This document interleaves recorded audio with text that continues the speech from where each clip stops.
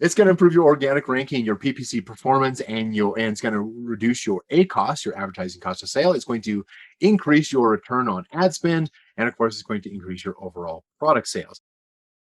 But I am going to talk about the listing optimization and how important it is in order to get your product detail pages, your listing, your images, your title, your bullet points dialed in so that you get the maximum amount of conversion rate, right? You cool with that? Now, let me kind of give you a quick overview, right? Because this is completely uh, off presentation, I guess, a little bit because I haven't started that part yet. You'll know when I start the presentation because I'll share my screen with the slides, and then my talking head will go away, and I'll go in the background here. Some of you have just started. Fantastic. That is awesome. 10 to 20%. Conversion rates 15%. Okay, cool. All right, so there's some consistency.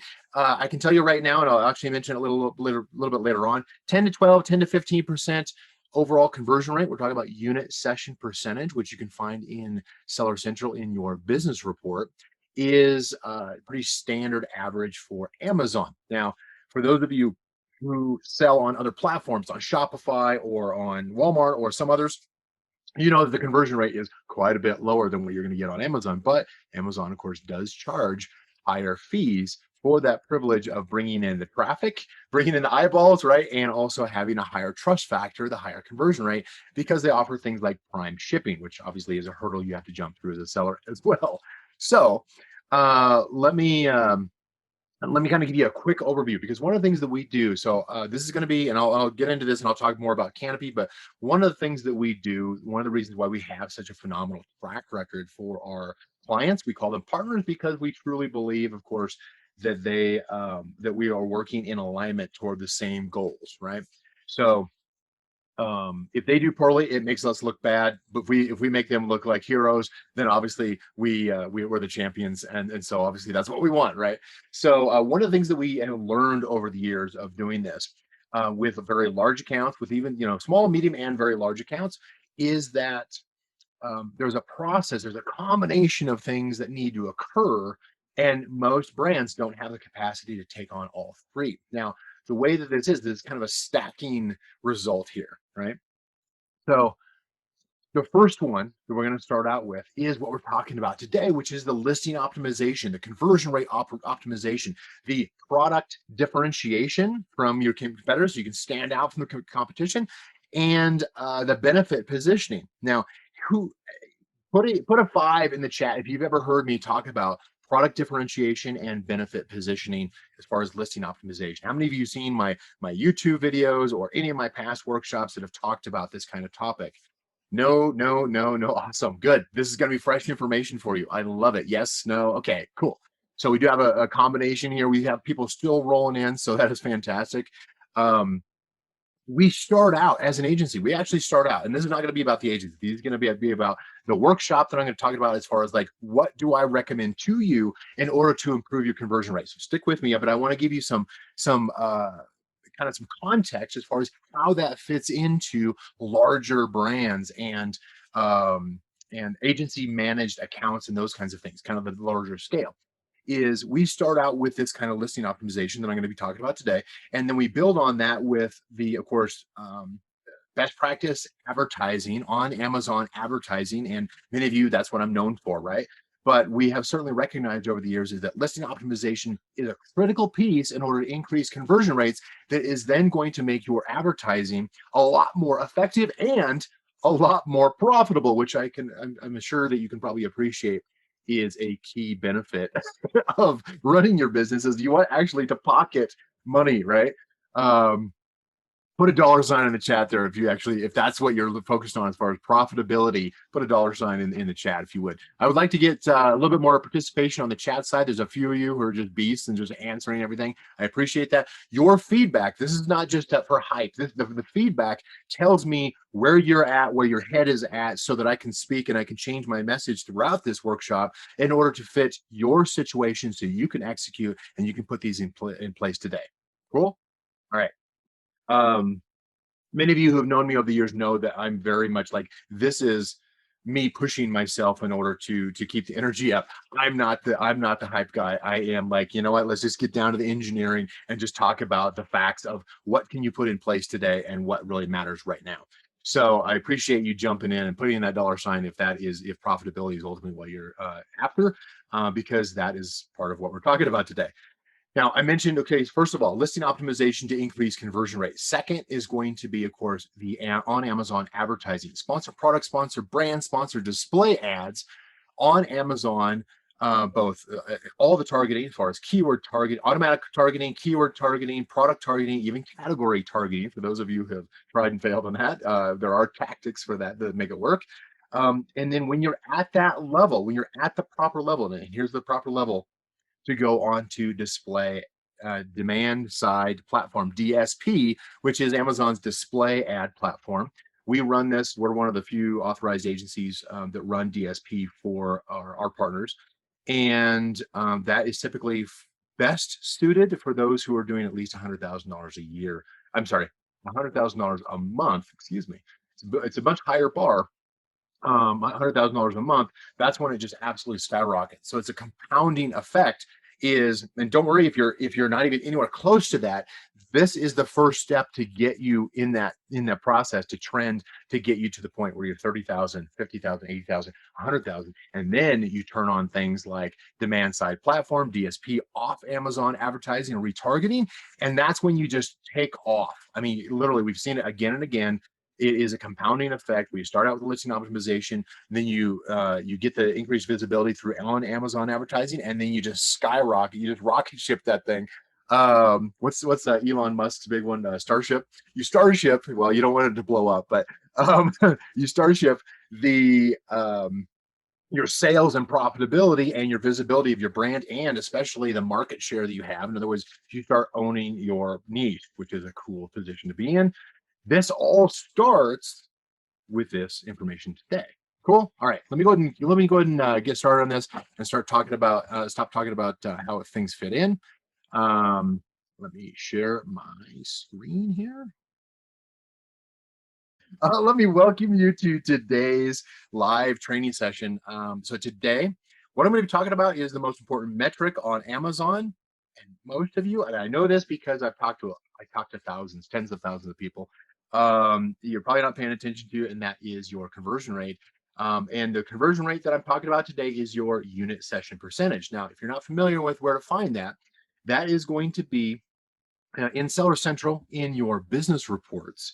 If you go to the ASIN detail or the detail by ASIN report, you'll see things where you'll see each of your products listed. You'll see things like your session count. You'll also see your USP, or unit session percentage.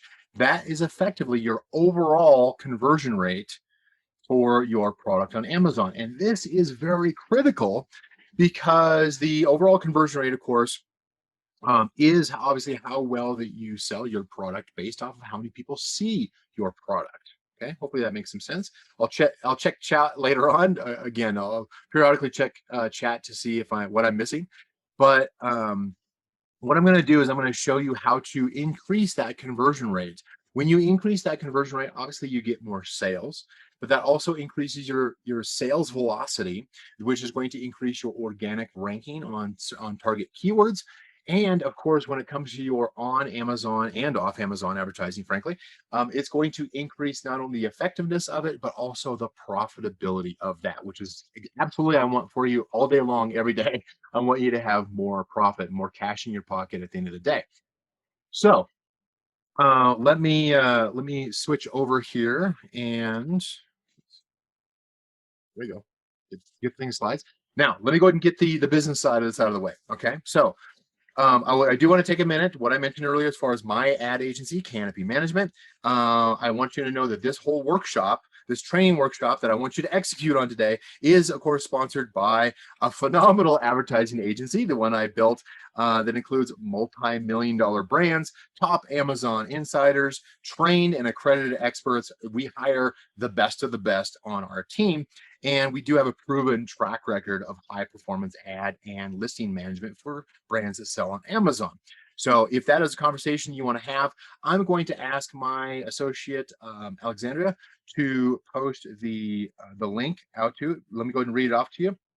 It is www.canopymanagement.com/webinar-offer. Hopefully that is jumping into the chat so that you can all see that. Here's what I'm recommending on that. Okay.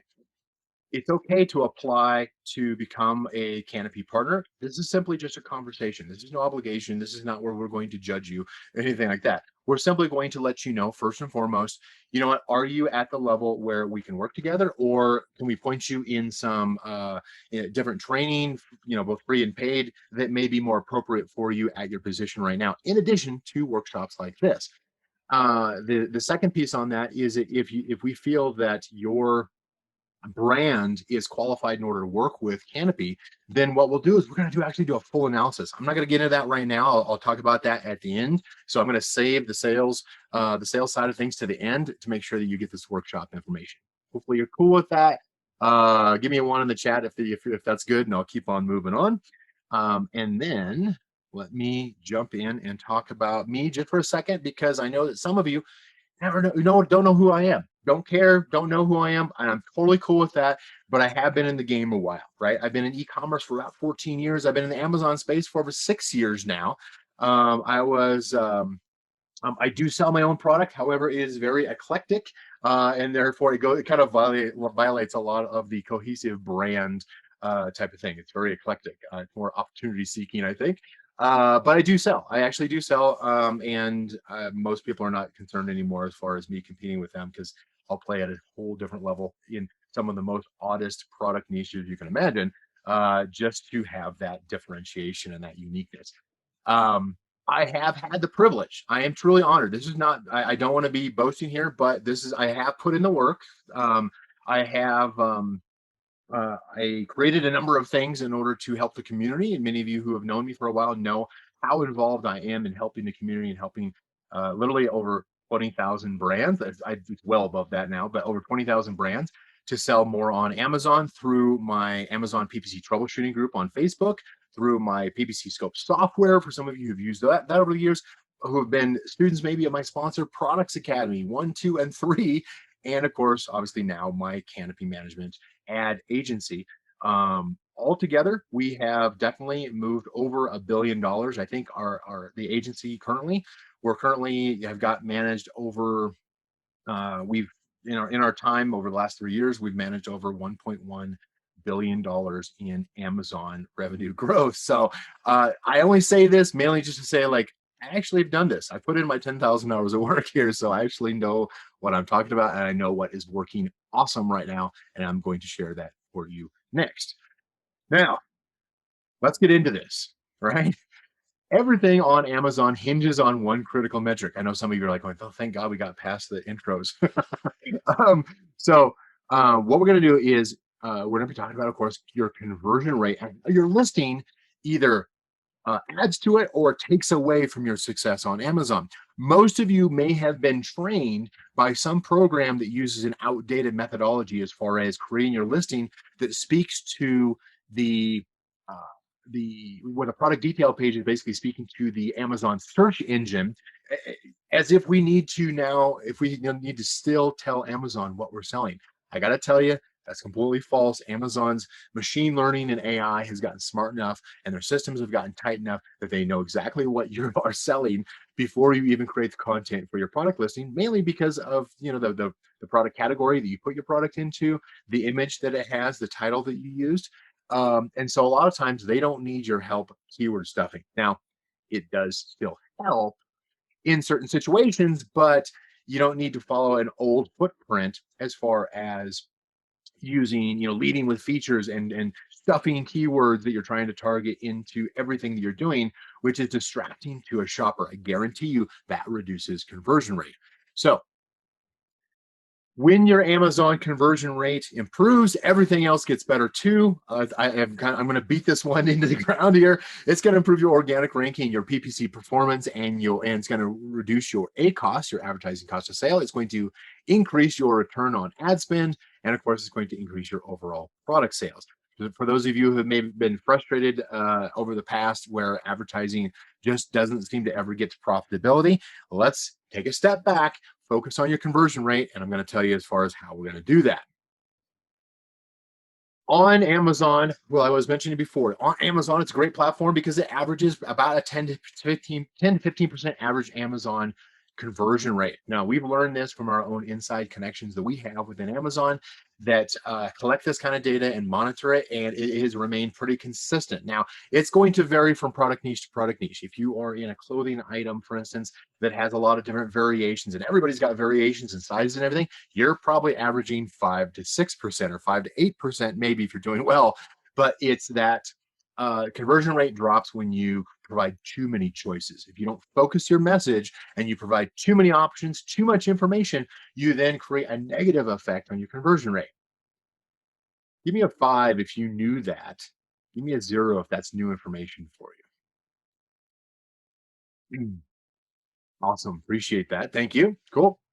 Again, I'm going to poll you just to make sure that I keep the message on track here. Now, unit section percentage, as shown in that business report detailed by ASIN, is units ordered. In other words, number of units of your product that actually were purchased, divided by the number of sessions or the number of unique shopper visitors who came to your product detail page. That is completely different metrics than what you might be used to using, of course, in your Amazon advertising, which works where the advertising conversion rate, that ACR conversion rate, is based off of orders divided by the number of ad clicks. And there's attribution. I won't even get into that just yet. I'll take that as a Q&A later on. And I do plan on having a Q&A at the end. So stick with me, because what I'm in my format is I'm going to do this training. I'm going to throw a ton at you. Yes, it's recorded, so there will be a replay, of course. But I'm going to throw a bunch of training at you. I'm going to expect you to take screenshots and take your own notes, in addition to maybe watching the replay if you want. But you can also save your questions for the end. I'm going to reintroduce my sponsor, and then I'm going to take your Q&A. That is probably going to, well, most people get the highest value out of the Q&A because it clarifies some of their conceptions that they may have, okay?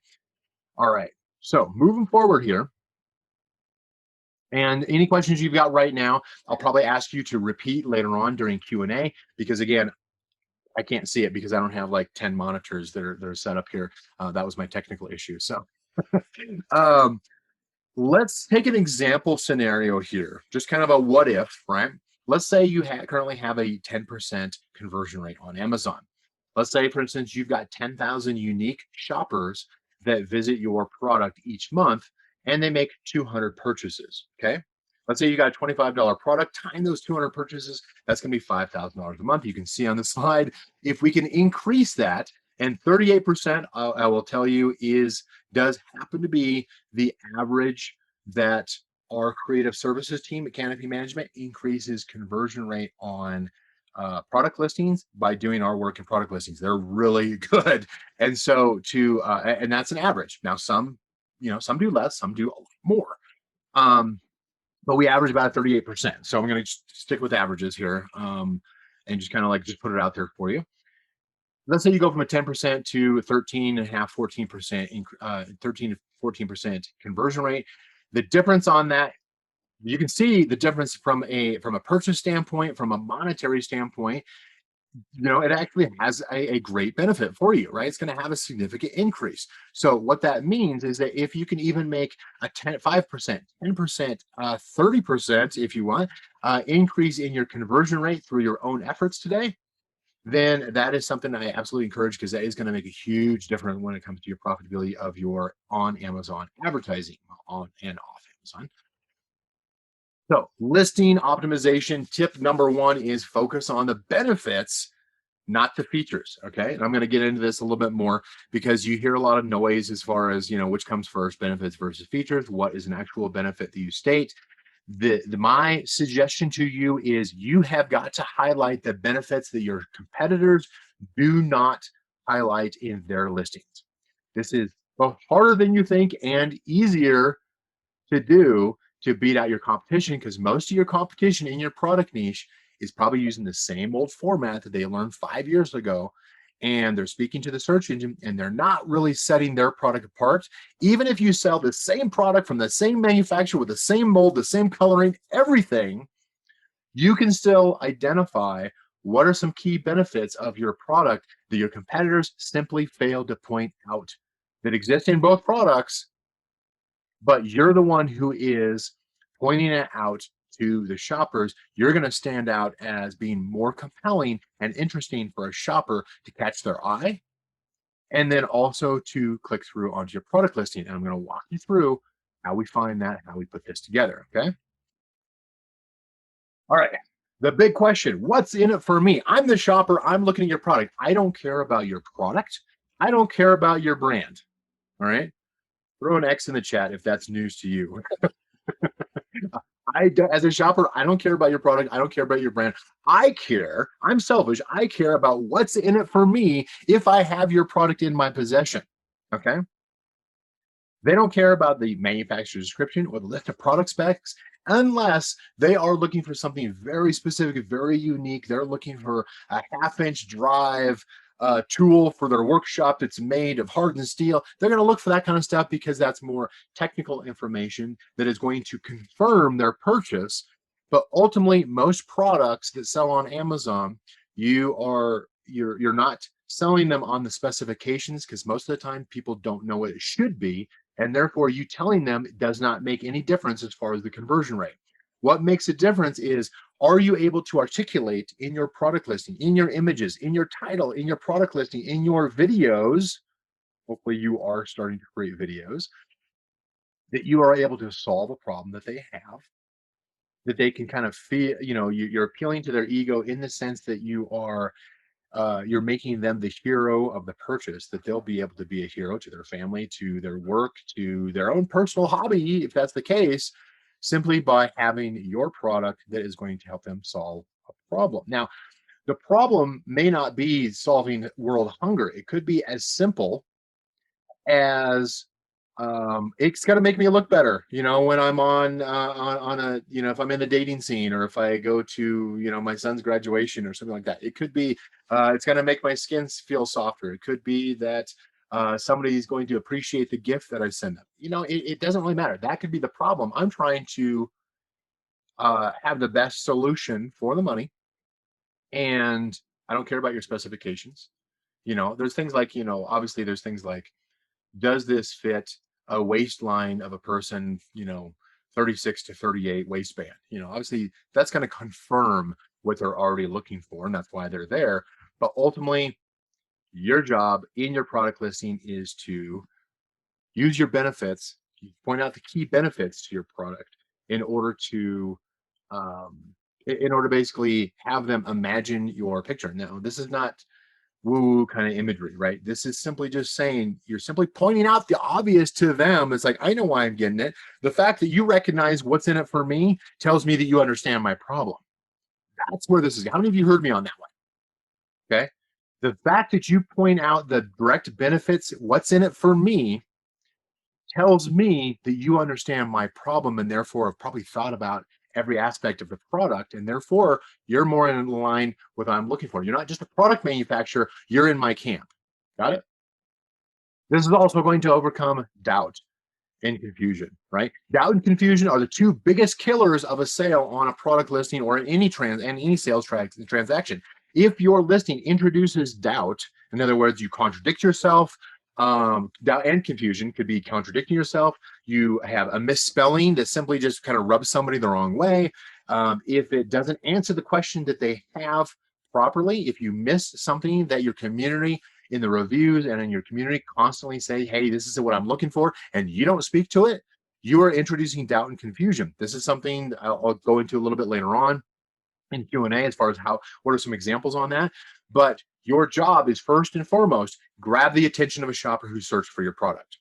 Second is, get them compelled to come over to your product listing in order to see more information about, gain that curiosity in order to in order to bring them over to your product listing. Lost my thought there. And then, of course, you want to be able to um, convince them, removing doubt and confusion, and convince them that you understand the benefits that it is to them. Therefore, you understand their problem, you solve the problem. We have on the slide offer guarantee. I would say that's the very last thing that you do. Most people assume there's some kind of a guarantee that is going on here, and so they don't need you to really point out their guarantee because Amazon already provides that. Now, you can guarantee satisfaction. You can guarantee this is the most blue color of this product you've ever seen. That kind of stuff, right?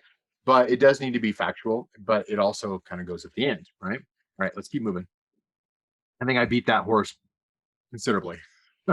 Here is an example of, now I'm going to jump ahead here, okay? I'm going to jump ahead to the actual bullet points because this is ultimately where you're going to increase conversion rate. Now, I had mentioned already that you need to gain their attention first and foremost, right? So, sorry here, just wanted to um my associate Alex, if you're listening in here, I went ahead and opened up the thread through Slack so that if I'm missing something in chat that you see that it needs my attention, if you could point that out to me across Slack, fantastic. That way I won't miss the critical stuff from this awesome audience today. Um, the first thing I was talking about, of course, was getting the product differentiation, right? That's how do people actually see your image compared to other images? Do people actually see a key benefit in one or two words in the title that is going to compel them to come across, right? But ultimately, and I'll talk about that later, but ultimately the conversion is once they're on your product listing, how do you increase that conversion? Again, lead with the benefits. You can support it with features, but lead with benefits. Here's an example. This is actually part of Zugu Case. Zugu Case is an awesome brand as far as iPad cases, right? They make a phenomenal product, by the way. As you can see, they do have their starting price point for their less expensive products. They're more expensive than your cheap ones, but there's a definite reason. They are awesome. Now, they had started out with basically coming in and saying, okay, this is, it's compatible with, Apple Pencil and it's most popular and very factual things. 5-foot drop, technical specs, 1-year warranty, blah, blah, don't care, right? People didn't care about that. And therefore, the conversion rate was lower. But once we did, this is one variation. Now, you will hear me say two things. This is not conflicting information. This is two different paths based off of your target audience and what you know about your audience and your product niche. You can go long form in the bullet points, but some of you have heard me also say go short. Okay. Both are correct depending on your situation. Let me show you in this particular example, they specifically, as our client, they specifically requested that we go long form with this. What that means is that there's a lot of information, there's a lot of depth in the bullet points, which are normally features. Amazon says, hey, what are the features? But that's not the place you put the features. You lead with the benefits in something brief. Now, I can hear somebody saying, it's like, wait a minute, Amazon took away the capital letters. This actually was created before the capital letters in the bullet points was deemed as not within compliance. But I can tell you there are plenty of listings out there who are still getting away with all caps. It's yours to test, but there is a risk, obviously. But this was created before. We shifted it over to first cap, I believe, on this one. But essentially, what it's talking to, especially in the first three bullet points, how many people put in the chat? How many people know why I say the first three bullet points are most critical? And Alex, if you want to kind of message me back and just kind of give me some feedback of what some of the answers are on that. I'm expecting a bunch of answers on this. So kind of jump in there, guys. What is it about? Why would I say the first three bullet points are the most critical for you to correct?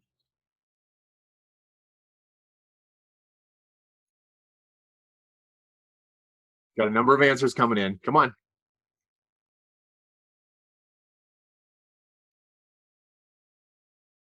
And Alex, that wasn't to you. That was actually to to those who are in here to learn. I want your feedback so that so we're on the same page. Okay. All right. Got a number of them come in. I'm going to Alex is typing really fast. Thank you so much for that. The customer reads because of indexing, they get seen on mobile phones easily. Mobile phones.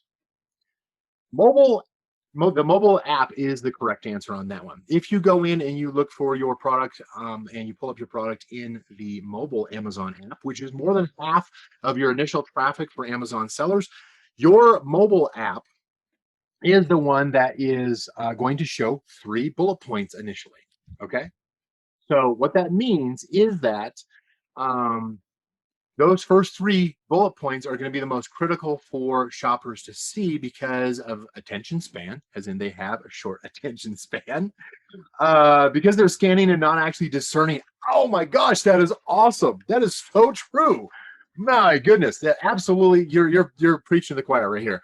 So limited attention span from shoppers is another great reason why I say that people that the first 5 seconds of any information that you're giving them, whether it's an image, it's a title, it's a bullet point, they've got to be able to understand and consume that information in the first 5 seconds in order for them to really absorb it, because they're scanning, they're moving on. That's the same reason why product differentiation works so well when it's put in place.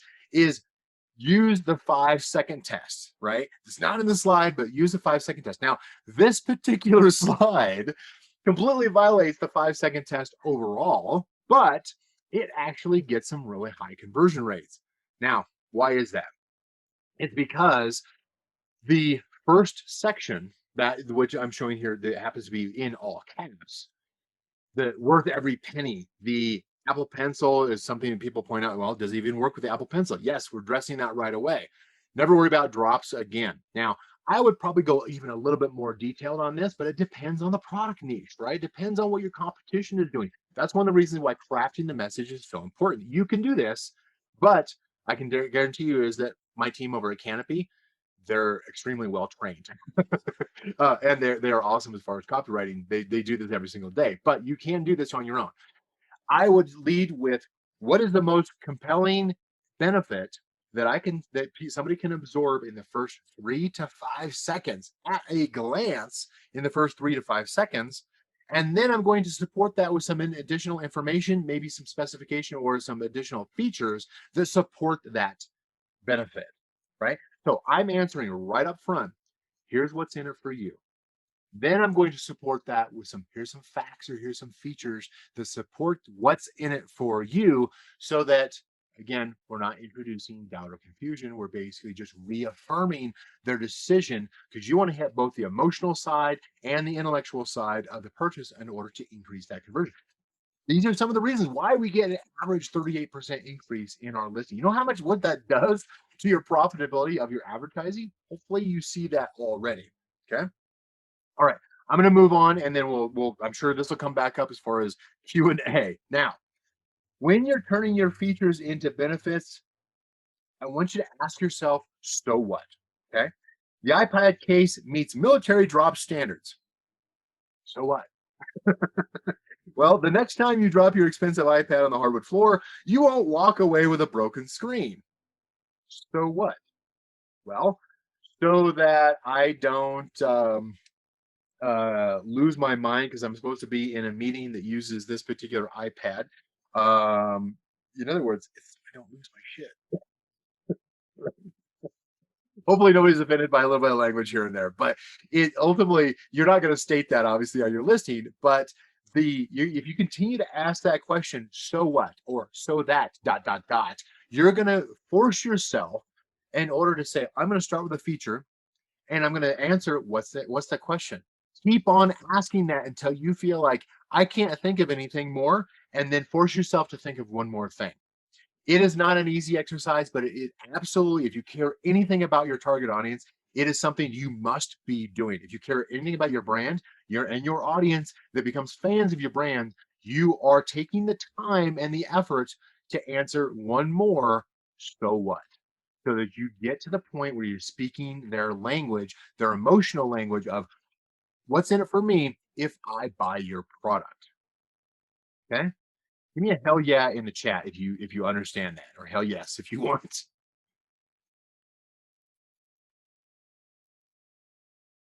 Yeah. Okay. Give me a 0. Honestly, I'm okay with this too. Give me a 0 if I've lost you. I'm okay with that too. because sometimes I move fast. Sometimes that's why we do Q&A. That's why we have replays. But this is something you absolutely need to learn and absolutely need to be applying to your product listings and your brand if you want to increase conversion rate, to increase profitability, to increase the amount of money you put in pocket at the end of the day so you can bankroll your next product. Okay. Some of these examples, of course, convenient long elastic Apple Pencil pocket. Yeah, don't care. Boring. It's much easier to keep track of something when it has an easily accessible home like the pencil, right? Now, I might go so far as to say your pencil. Let's say here, there's a lot of different variations you can do. It's not a case of doing it wrong. It's a matter of split testing and split testing over a period. I'd say at least 2 weeks, more like 4 weeks, where you're split testing a different bullet or a set of new bullets to see if you can see some incremental improvements. Ultimately, the reason why we get an average 38% increase is because we do a bunch of changes that includes images, titles, bullet points, A plus content. All of those feed into each other in order to create a compound effect. Okay. All right. Let me keep going here. Listing optimization tip number 2. I'm going to start moving faster because I've spent way too much time on the setup on all these. Okay. Differentiate your product from the competition. This is something I actually do one-on-one coaching on, by the way. But in order to differentiate product from your competitors, this is something that my team over at Canopy Management and Creative Services team, this is something we pay attention to. This is going in and saying, okay, sorry, pop quiz. Sorry, I forgot about this slide. Pop quiz. 10, 18, 27, or 60. And Alex, if you want to give me kind of the running poll on that one, how long do Amazon users spend on an average product detail page? Right? How long do you think? We actually know these metrics because of our inside connections at Amazon, who actually run the product detail page and all the changes that they constantly make. So we know what these metrics are. So 10, 18, 27, 60. Appreciate. Oh man, I love the fact that you guys are so engaged right now. That is fantastic. All it does is require a pop quiz on screen in order to get you going. That is awesome. All right, so let me go ahead and move forward here. Okay, so we got 3 for 10 seconds. She's doing the count really quick. I know I'm putting her through some pain here herself, but 18 seconds. Just 2 of you. Let me kind of see what's the big answer here, Alex.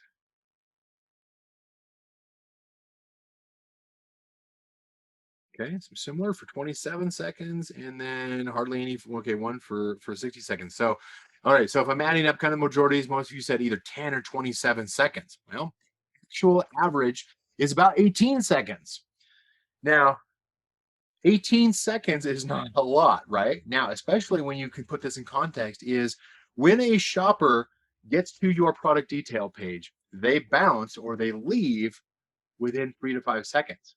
Now, that 3 to 5 seconds is actually them going in and saying, okay, you know what? I took a risk. I came in here to look at your listing. I'm going to see what's quickly can I see additional images, maybe a first video, maybe the first bullet point.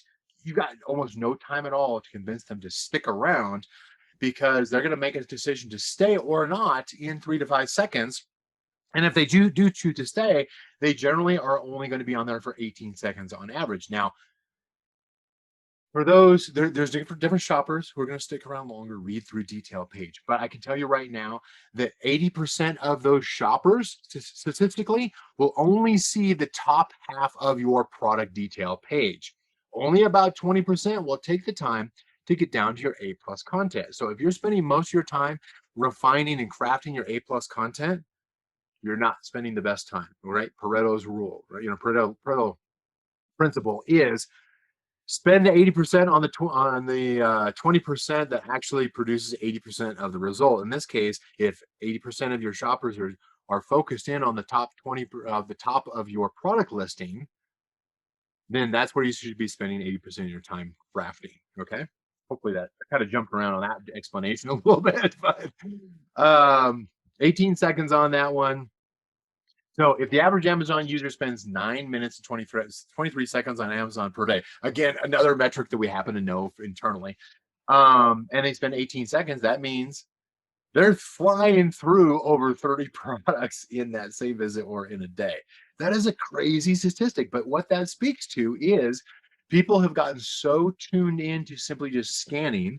What was the because they're scanning and actually not discerning, which it's part of how we've been trained about online media.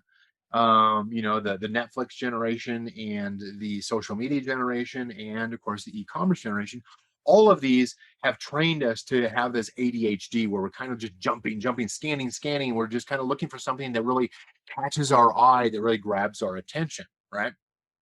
So these are all interesting as far as average, statistics. But my point on bringing up metrics, these kind of statistics, is to say that you have a very, very brief time to convince somebody to stick around and to look at your listing. So, what is your product's unique selling proposition? Yes, I know it uses the same acronym as unit session percentage, but unique selling position is essentially what is compelling about your product that stands out from your competition. Remember how I said earlier that it doesn't matter if you sell the exact same product as 10 others and they sell it cheaper than you can come in and actually point out benefits that your competition didn't, that are benefits to the shopper, and you're going to have a higher perceived value in your product because you're obviously taking the time to show that you understand the problem, and you're showcasing the fact that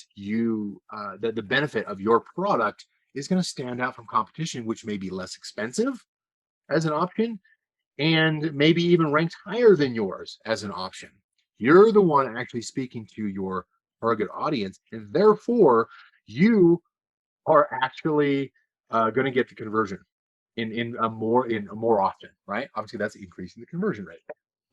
So you want to take a look at your competition. This is part of the analysis that most of your competition is not doing. So if you do it, if you take this extra effort, if you do the extra 10%, your results are going to be phenomenal compared to theirs. Okay. Most of your competition is lazy. I'll tell you right now. Don't be like your competition. So track your competitors' unique selling proposition decision.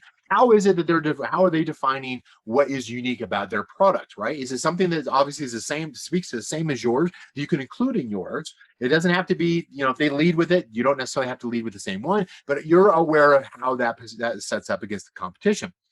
How do the customers define the the unique selling proposition? Bad habit there. How many of you, now be honest here. Now, whether or not you use a tool like I like to use reviewmonitoring.com.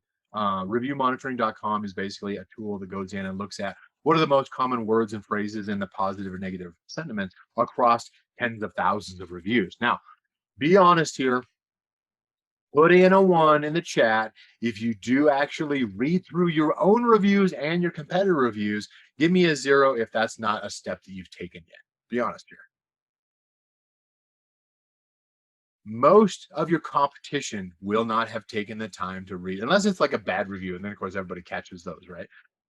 But most people will not actually read the context, read the sentiment of your own reviews, let alone all your competitor reviews, to see where the problems lie. This is a huge, massive opportunity for you to see how do you set your product apart from your competition, and how do you make your next product that you order from your manufacturer that much more compelling and better, because you're solving problems that people point out left, right, and center all day long on your own and on your competitors' product reviews.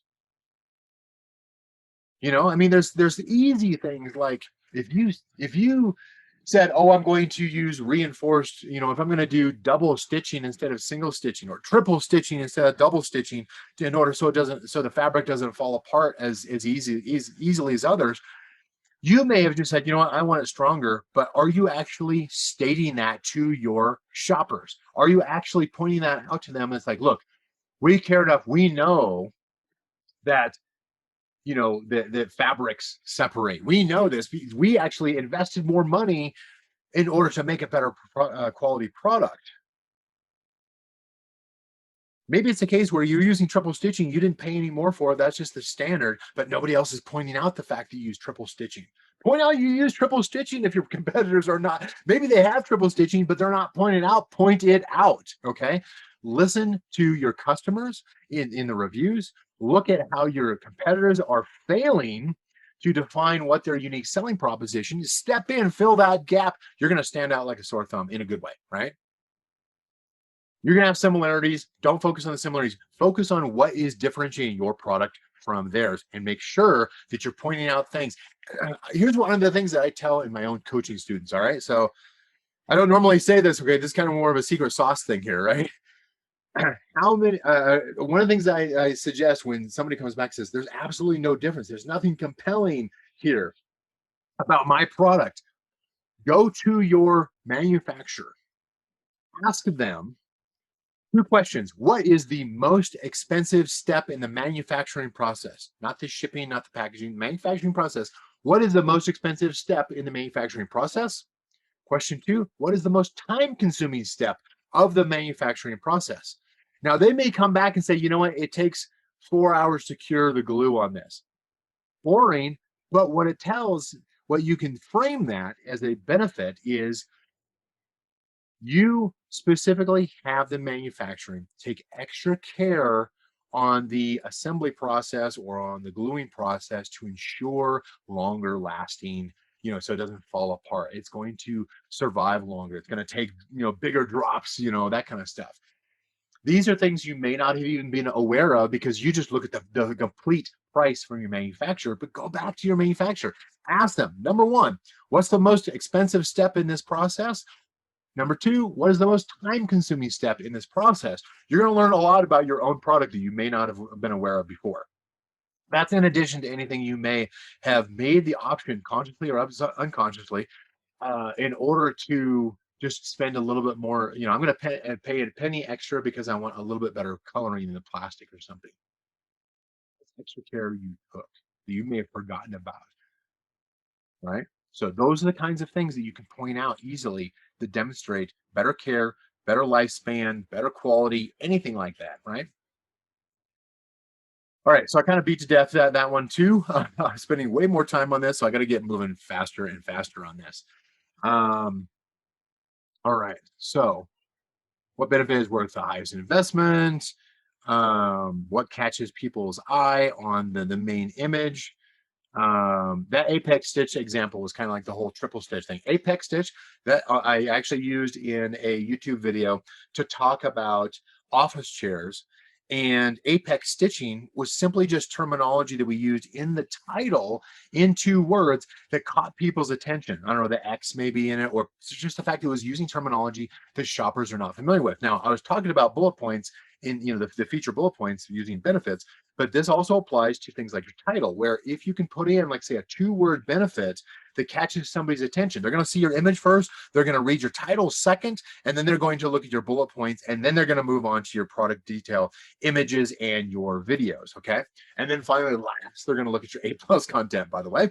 But apex stitch was kind of like that whole double stitching, triple stitching. Apex stitch simply means the top of the office chair padding had double stitching, but nobody else was using that terminology, and it stood out, and people were like, wait, what is that? It caught their attention because it was odd, it was out of place, it was a word they were not familiar with. This is the kind of creativity. Um it's not about being gimmicky, it's not about clickbait, it's about using terminology that is correct and highlights a key benefit, but also is unique enough from your competition that it grabs the attention of the shopper's eye. Cool. Hopefully that makes some sense. Give me a one if that makes some sense. Or yeah, give me a one in the chat if it makes some sense. I really appreciate you guys staying engaged on this. I love the fact how we continue to grow in the number of people showing up. For those of you who are just now joining, there is going to be a replay. I know I'm going to go through this fast. I'm going to wrap this up here shortly. Here, I've got 5 of these optimization, 4 or 5 of these. I'll have to look at my slides here. Then I'll jump into Q&A, right? Listing optimization tip number 3. Just to make sure, Alex, I want to make sure the things are moving forward here. Right now on the screen, everybody should be seeing listing optimization tip number 3. Is that true? I want to make sure that I'm that my slides have been changing this entire time. Listing optimization tip number 3 is all secondary images should serve a purpose. If you've been in Amazon for an extended period of time and you learn from Amazing Selling Machine or some other course that's outdated, maybe that is talking about like cram all your features and the number of accessories you've got all into the same image, you are out of date. You are not keeping tabs on what your shoppers are actually doing when they're shopping on Amazon, their limited attention span. You're breaking the 3 to 5 second rule. And you should be in your images, you should have lifestyle imagery where people are showing, maybe using the product. And if you look down below here, this I'm actually going to jump down here to scale to environment image. For the love of God, please do not Photoshop an image onto a lifestyle image of your product onto a lifestyle image if you can ever avoid it. If you do, make sure that that photo editor, whoever you hire to do that, is competent enough to make it look natural and the correct size. Don't make it where it's like, it's like, wait a minute, why is that coffee cup the same size as this person's head? It obviously stands out as being confusing and odd.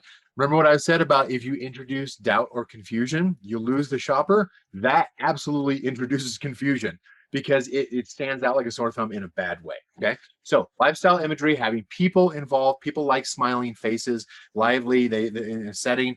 It doesn't mean that you need to go out and spend thousands of dollars. There's plenty of stock footage that you can integrate. There's plenty of people who are on Upwork and Fiverr who can do, you can ship the product to and do image services. Either 3D rendering's more expensive, but you can do just basic photography with correct lighting. And that's the critical point there, correct lighting, so that it looks natural and maybe has it with a model. And just because you spent it once, remember to set aside some money over time to do this again. Do it every single year. Okay. Be in the practice of updating your listings. If you've got images that you've been using for 5 years or 2 years, even, you absolutely need to be looking at what can you do to reboot this. Okay. If you have an infographic, maybe that if your product necessitates some kind of infographic to differentiate your product or to highlight something specific that is better understood by your shoppers with an infographic that shows both some data as well as some visuals, do so, on a single image. Sometimes you might even have a competitor comparison. Don't attack somebody in their name. Simply just say, hey, we've got this kind of feature, against a right side checklist of these kinds of features, or benefits. Benefits would even be better, right? The feature highlights, a big mistake that I see is where brands will have on an image, they will have um, an image that has a dozen different features stuffed in there. Again, does that break the 3 to 5 second attention span test? If they can't absorb, understand what those items are, and that may only be three to five things, maybe even two things, maybe even one thing that is a benefit of your product on that image, they're not going to consume the rest of it. They don't have time for that, right? um, Before and after images, testimonial, social proof. Obviously, your videos, you can do up to 3 videos. With brand registry, you can do up to 3 videos. That first one is going to be a 15-second video that you're probably going to use for your sponsored brand video ads. And that is specifically going to highlight with some kind of motion, some kind of lifestyle images. You're highlighting your top 3 benefits of your products. Don't just have keyword phrases flashing by. Don't have features or specs or anything. Top 3 benefits. Clear? All right. Here's some example of things that have worked pretty well for some of ours, right? We don't use the exact same format for every client. We do look at the situation. We do look at the product niche to see what is going to stand out from the competition. This is something you've got to use in your own eye is, how am I going to stand out from my competition? How is it that when my shopper comes to my product listing, they're not going, oh, wait, I haven't seen this before. What am I looking at? That's how you hold their attention, is by, it doesn't have to be like, oh, I spent a bunch of money on my images. You're simply just trying to make sure that your imagery, that your language that you're using to your shoppers stands out and is just different from your competition. Okay. You can create both a combination. In this case here, I preferably would probably bump up the font So it's a little bit more pronounced on the image, but this actually worked very well. We would go through different iterations, but this actually worked very well for this client. And so ultimately, we're not going to keep breaking it if it's actually working, right? If we got a big jump, we got a 30, 40, 50% jump in conversion rate, that's about when we stop and we say, okay, let's just take that a win and we'll move on to other products in their portfolio. Does every image serve a unique purpose in convincing the shopper to convert? In other words, you are pointing out the benefit. You're not trying to tell them everything about your product. You're trying to tell them the most compelling, clear, key benefits and maybe some supporting features or some more supporting information that helps them make a succinct, quick decision to purchase your product. Okay. All right, keep moving on. Tip number 4. Wow. Let me get a sip here really quick.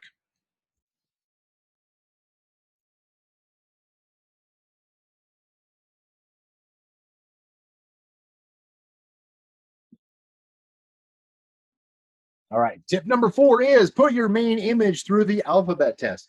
Alphabet test is simply just referring to split testing. A/B split testing is kind of the terminology in the industry. Alphabet test is A, B, B, C, C, D, so forth, so on and so forth. Actually, here's an example.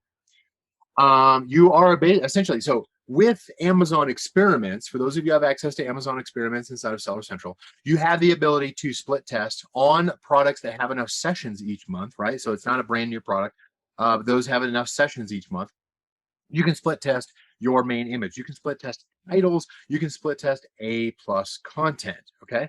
And you can create multiple tests, but generally what I recommend is simply just create a new variation. I don't recommend using off Amazon split testers like Splitly, mainly because they tend to do things like they try to change the listing often, which just kind of begs Amazon to go back and review your listing and potentially have an automated catch of something incorrect. How many of you have had an image get pulled because of a bad Amazon algorithm falsely or incorrectly catching something on your list? You're like going, that's not true. Have a human review it. You lost 2 weeks, right? So I know that some of you have run into that before. That happens on a regular basis. But the other thing too is a lot of the external split testing platforms, they tend to run things for 2 weeks and then they change and then run things for 2 weeks and then they compare the two. The problem with that kind of testing is it's not as accurate because of seasonality, because of variations between like something runs over a holiday weekend is completely different than if it runs on a normal untainted week, if you will. Usually I try to run tests for at least 2 weeks. 4 weeks is better, 8 weeks even better, right?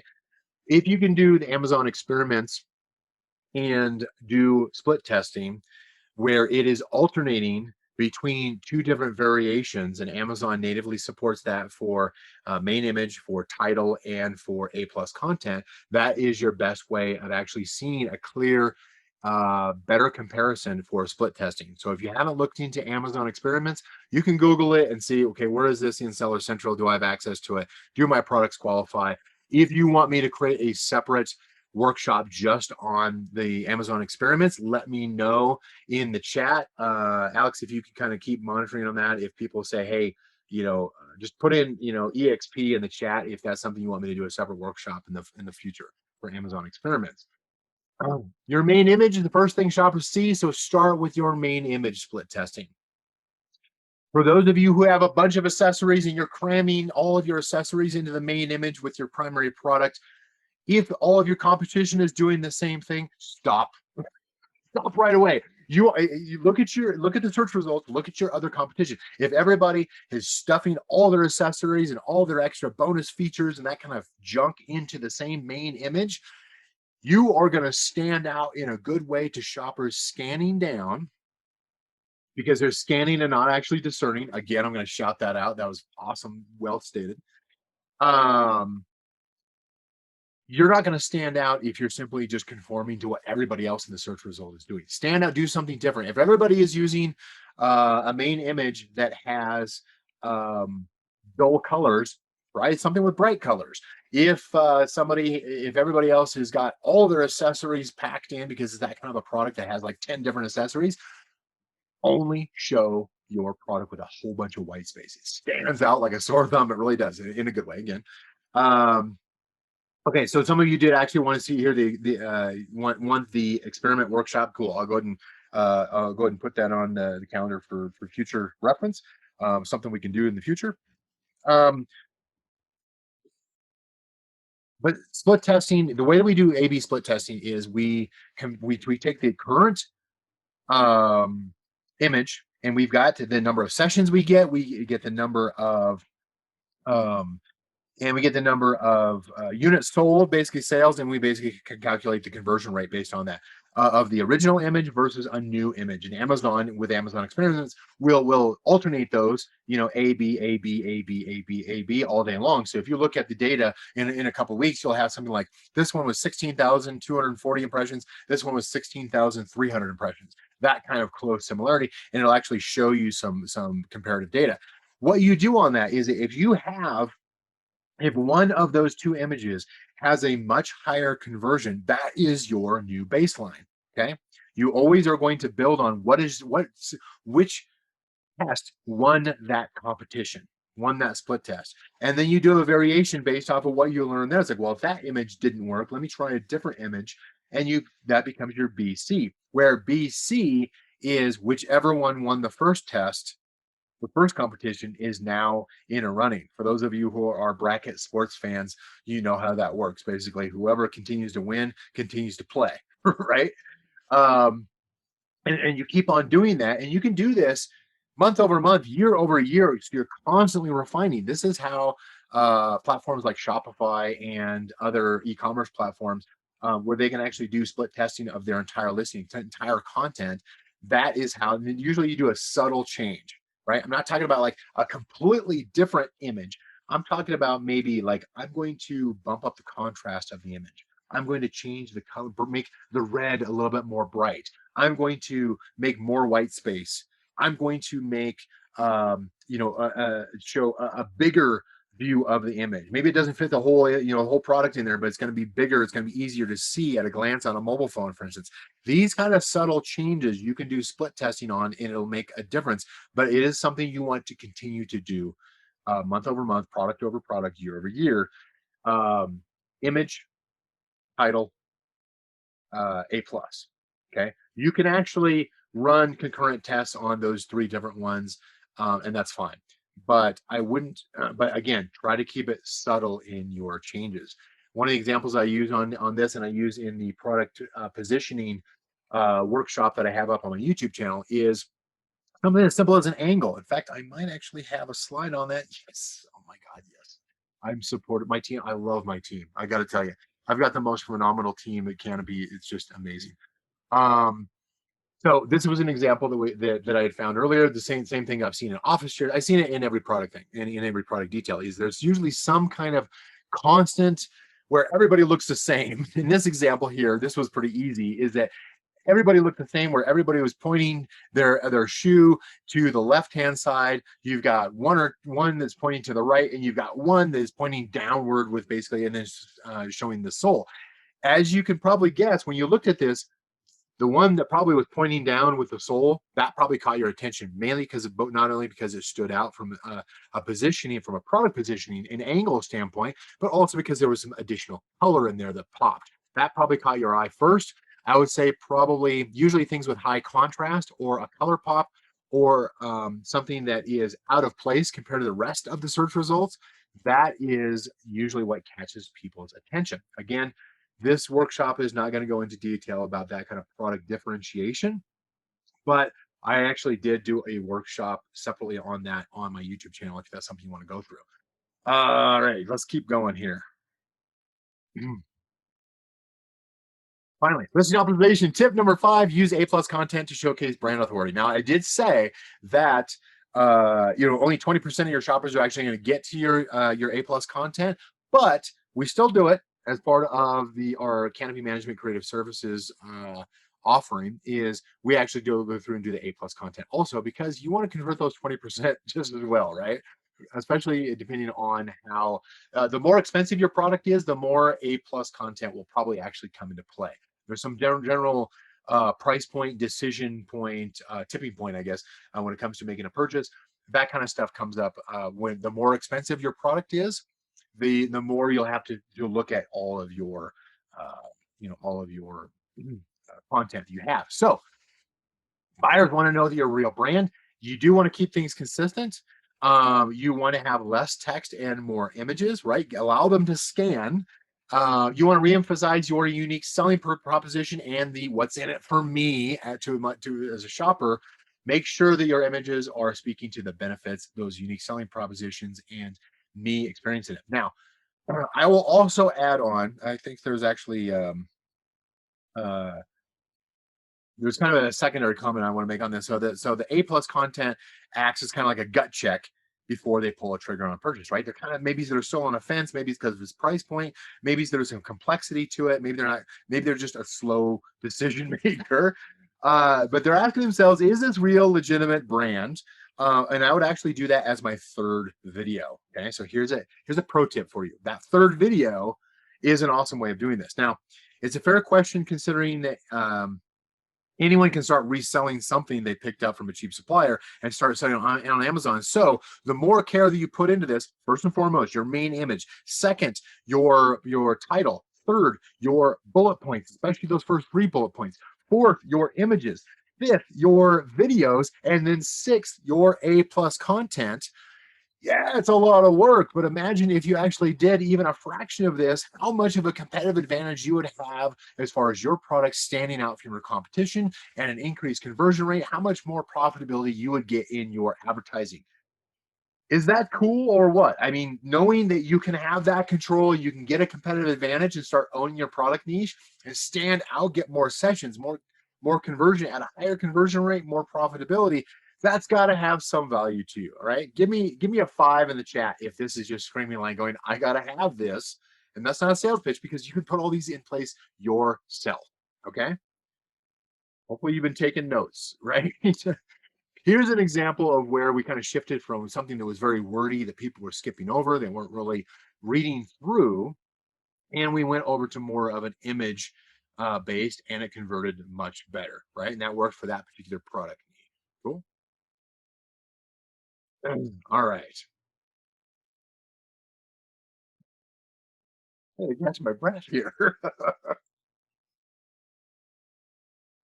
As you can tell, this is a topic I've become especially excited about. This is not my normal tone or level of enthusiasm. This is something that I'm extremely passionate about, both in my one-on-one coaching and obviously something that my team, my awesome team over at Canopy Management provides as a service. I will mention that here in a moment. I'll kind of give you some detail if that's something you want to take a look at. But let's go ahead and wrap up here, right? That way we can get to Q&A, right? Um, there's a lot more that can go into this, right? Competitor analysis, keyword research, product title, bullet points, course product description, A plus content, your main images, your secondary images, your back end search terms. That obviously comes across as being a little bit overwhelming, but here is we'll get through the pitch here. Here's how Canopy can actually make that work for you, right? And this is something I strongly recommend you at least have the conversation with my listing optimization team over at Canopy to see if it's going to be right for you and your brain. If it's not, cool. Go back, implement what I'm talking about, what I've trained you on today.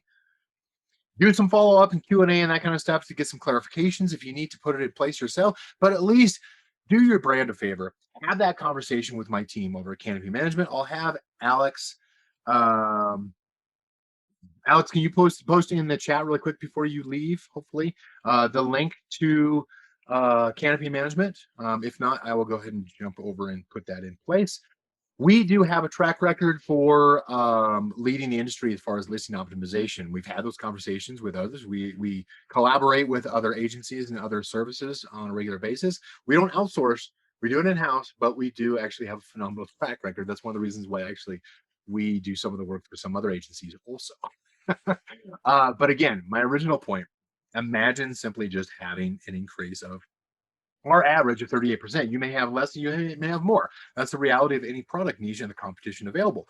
But that kind of no increase in purchases and increase in cash and profitability is going to make a huge difference here. Okay. Some of the brands we work with. These are some of the ones we've had a chance to work with. We've worked in pretty much every single industry on Amazon. And we do have consistent results across our listing optimization. Our creative services team has phenomenal results. That what's interesting is that 27%, that snow teeth whitening, it was 27% increase in unit session percentage and conversion rate. That actually, because we continue to split test, that went up over 43% over time, simply because we push harder. Snow is a beast when it comes to marketing and influencers and advertising, and they absolutely love us because we support their needs quite well. We've had bigger results and smaller results with some of our other brands. This is just a small sampling that we've had, but imagine that in kind of increase and what that would do to your sales and profitability. It is a absolute showstopper. Does a fantastic job. Again, last thing before I jump into Q&A, right? And then I'm going to turn off the slides. So make sure you take a screenshot of this one. If you do want to consider having a conversation, being a client, you basically being a partner with Canopy Management, even if it's just listing optimization alone, it doesn't have to be the whole works of listing optimization on an Amazon advertising, off Amazon, retargeting advertising. That's kind of the Mac Daddy thing, right? For those brands who are at that scale or on the path to being that scale, and we help them a lot to get there.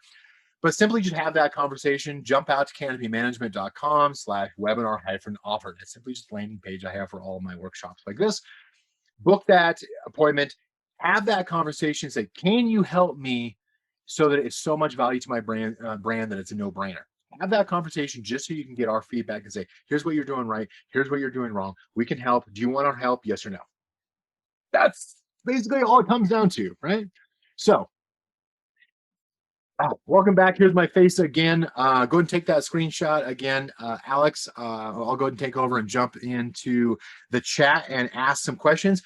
I'm going to ask you, I need to wrap this up here very soon. So here's what I'm going to ask you to do is I am going to ask you to, I'm going to take the first, I'm going to pick 5 questions, right? So some of these I've already answered maybe earlier on, so the replay is going to happen. But because of time limits, I'm going to have to jump in and simply look at probably pick 5 questions. So put those questions into the chat here. I'll go ahead and answer those, and then we'll go ahead and wrap it up. You can certainly ping me direct if you have any additional questions regarding this topic. This is one I'm very passionate about, and I love it because I know how critical this is. Okay. Awesome. Alex, thank you so much. I know you've got to bounce, so thank you so much. We're going to wrap this up here in just a few minutes. I'm going to stop sharing, so if you haven't gotten that screenshot, go for it. And then I will come back, and here I am again. All right. Questions.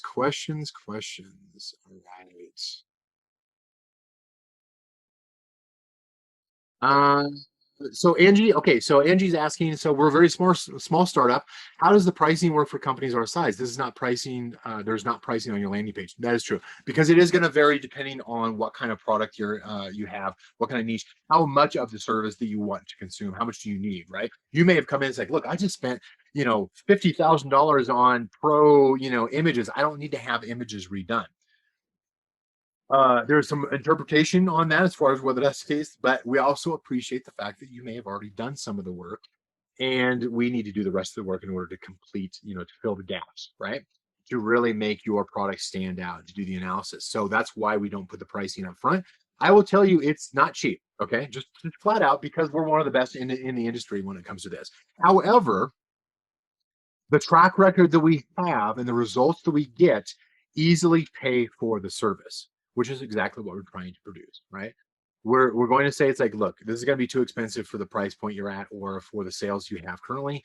Go ahead and put in what Brian said as far as the training, implement some of these, come back in a month or 3 months or 6 months, whatever the case is. That's totally cool. But at least get that answer, get that appointment schedule, get that answer, so you actually know, where do I stand right now compared to competition of where I could be. Am I a brand that is ready to become a monster if I scale properly and I outsource properly? So while I won't answer the pricing on that, because it is going to vary, I don't want to mislead everybody and say, oh, well, he mentioned this pricing and it was something different. Simply just get the answer direct. That's all I'm going to suggest there. Tansier says back-end fields are very important, as you mentioned in one of the last slides as well. Amazon is constantly removing the back-end fields for most categories. That is so true. Amazon will constantly change what they accept and the wording. And as many of you know, they're on things like pesticides and FDA conformity and all that kind of stuff. They constantly are making adjustments, and that's just going to be a normal part. Now, we are privy to a lot of the red flags before, so we actually know. Like, we have built our own set of words. We have our inside contacts. We do have a competitive advantage when it comes to this, as far as what content is going to be allowed, what is going to trigger, create some risk for you, and create potentially trigger a listing being removed because of content, because of bad content. We want to push the boundaries, but at the same time, we also know where Amazon's going to push back. So, um, yeah, I would say that your biggest thing is I'm not a fan of keyword stuffing at all.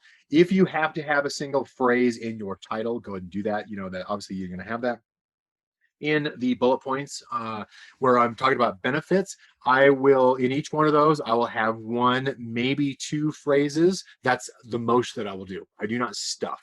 Okay.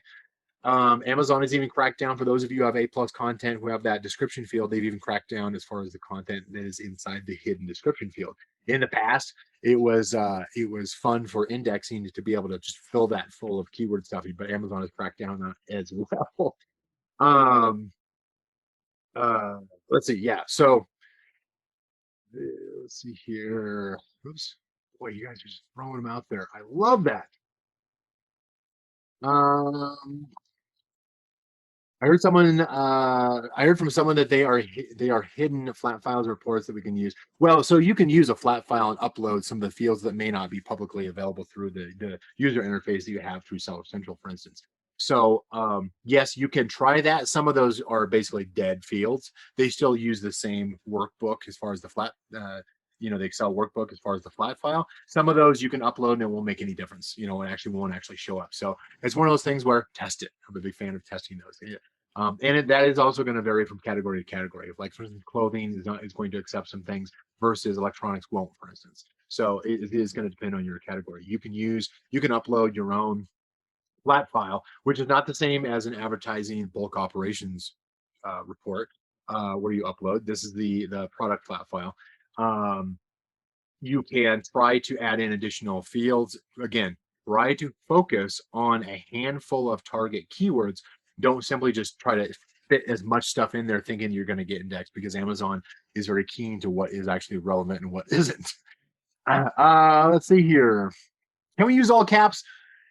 Amazon terms of service of all caps in the content is no. Okay. No longer can you use all caps. No longer can you use HTML. Okay. Do people still get away with it? Are there still products who are using direct competitors that you have are still getting away with it? Yes, because Amazon, that's not a big policing point by Amazon yet. They'll get to the point where they'll automate that and then they'll start pulling listings. We have seen where products have been pulled, whether when they've been delisted because of a content violation, and yet competitors with this exact same content violation have not been pulled. Amazon is not a fair environment. It's simply just whether or not you got caught today. So if you can get away with it, go for it. If you get caught, then you got caught. Okay. 60% of Amazon users use mobile to search products. Yeah, subjectively, right? Amazon on mobile A plus is on top of bullets. True. So it's interesting that you said 80% of users spend time on the product on the top of product pages. Yeah. So I'm talking about the full product detail page when it comes to desktop, right? Here's usually the reason on this. 60% of Amazon users use the mobile to search. They use the desktop more often to purchase. Now, that number is constantly debated. That number is constantly changing. And so I agree with you is that if you feel that most of your traffic, most of your conversions are coming through shoppers that are on the mobile platform, obviously Amazon doesn't share that information. So you don't really know for sure, right? So I'm not suggesting that you completely ignore A plus. I'm just saying it's not your first priority. Um, when there's things that are more succinct that you can do that follow the 3 to 5 second rule. Yeah, no, that isn't Egen. That is a great point. Thank you for pointing that out. How to create ads for the 4 stars and above place. Okay, well, this workshop doesn't talk about advertising specifically. You get all my other workshops. You can go back and watch the recording on through, let's say, the YouTube channel, and all my future ones, of course, join in. Love to have you there. Can you use the word new in a listing? You can try it. Amazon will probably flag it. Things like new, best, premium, those things typically get flagged. Um, there are those who like to use things like, things like best and that kind of stuff. And first of all, shoppers don't usually see that. They usually ignore certain words. Things like organic or accessories or men, women, people don't even see that anymore. So if you've got those in your title, then it's probably not giving you any advantage whatsoever. Um, I know I said five, but I'm going to go more than that. Is a monthly retainer, hourly, project based? It depends on what service, Angie. So it depends. If you're going just for our creative services, that's a one shot. That's a one time thing based off of your products or your product portfolio. Because sometimes we do whole catalogs, and that's a whole different negotiated rate there. That's just for our creative services team, which we've talked about today, as far as product listing optimization, product differentiation, benefit positioning, and conversion rate optimization of your product listings. That's what we've been talking about today. That service, if you take it by itself, is a one-time fee. It's going to be based off of basically what you need to have done, how many products, that type of thing. If you want the full aspect of our capability and our successful track record, there's a lot more to go with. All right, two more questions and I am out. All right, my time is up. Oh, Angie, you already submitted your form. Perfect. Yeah, that's all I'm suggesting. I'm not trying to sell you on this. I'm simply just saying, look, have that conversation with somebody who is with an agency that is known for phenomenal results. If it's not a good fit for you, cool. No hurt feelings. You can obviously go back and implement what I've taught you here, and ask further questions. No hurt feelings. Highly specialized with a little competition. Yeah, that all comes into product positioning, Afton. I want to say thank you, everybody. If you got value out of this, go ahead and throw a 5 in the chat. Just let me know, hey, you know what? This was awesome. Score it if you want. Thank you so much, everybody. I love it. 5,000. Sweet. I love that. All right, everybody. Thank you so much for being with me today. Catch the replay. Hit up my team over at Canopy Management. If you have any follow-up questions, let me know, and look out for my future workshops. Appreciate you all. Have a good day.